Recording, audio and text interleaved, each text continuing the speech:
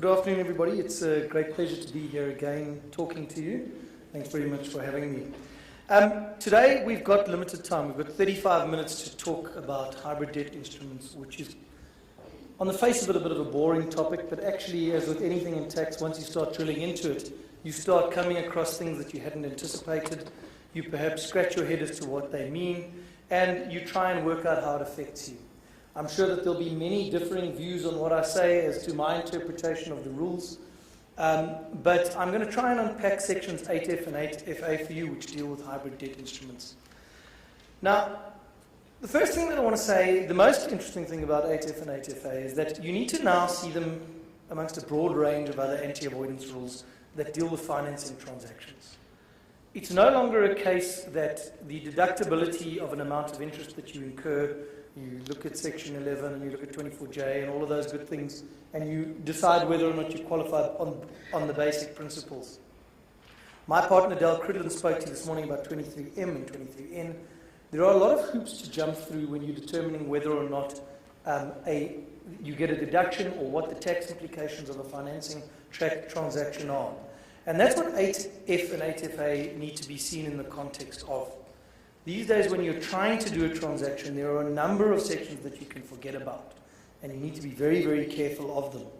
On a standalone basis, they each have their rationale. They all seem fairly simple to apply. They all read fairly well. But it's putting them all together, determining which one applies first, how do they apply in relation to one another, and do I fall into them? Because the rules are fairly subtle, and you need to be very, very careful. We've had hybrid debt rules with us since 2004. The focus historically was on whether or not there was a capitalization or conversion. I've used the terms rather loosely, but a capitalization or conversion event that could occur within 3 years from the date of issue of an instrument. To be fair, these rules haven't caused taxpayers much problems. Taxpayers have structured their affairs so that if there is going to be a conversion, and I use that term loosely, it happens after 3 years or you don't fall within the scope of it. So it hasn't been a very difficult section to traverse around up until now.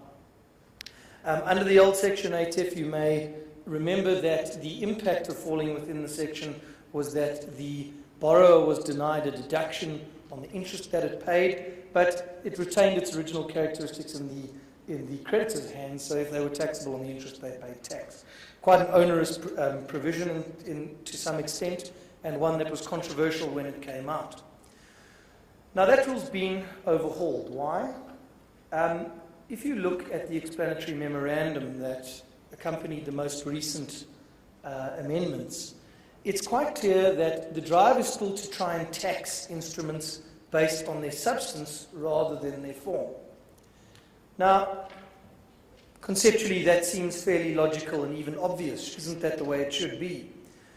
My problem with that initial stance is that there's a broad range of instruments that, on the one hand, you've got debts, on the one hand, you've got equity. It'll be easy to recognize those two extremes. But there's a broad range of instruments in the middle. And trying to determine whether or not, based on the substance of the instrument, it's debt or equity based on one or two characteristics, if there's one qualifier, that makes it equity rather than debt, can become a little bit of an arbitrary process. But nonetheless, the legislature has adopted it's almost an accounting approach to try and say, you have an instrument, you've called it equity or you've called it debt, but let's look at the real, the underlying characteristics of that instrument and tax it accordingly. It's not unknown in the international arena. I spent some time recently with my international colleagues from the tax team and chatted to them about the rules that they've got and looked at some of their provisions with them. They were very helpful. And Australia's got a similar type of approach. They like to look at certain factors that would suggest that the instrument, even though it's called a debt instrument, is in fact an equity instrument. I think their tests are a little more complex, perhaps a little more sophisticated as well than our current tests that we're going to talk about. But the approach is not completely without precedent. My UK colleagues said that their focus was determining whether or not the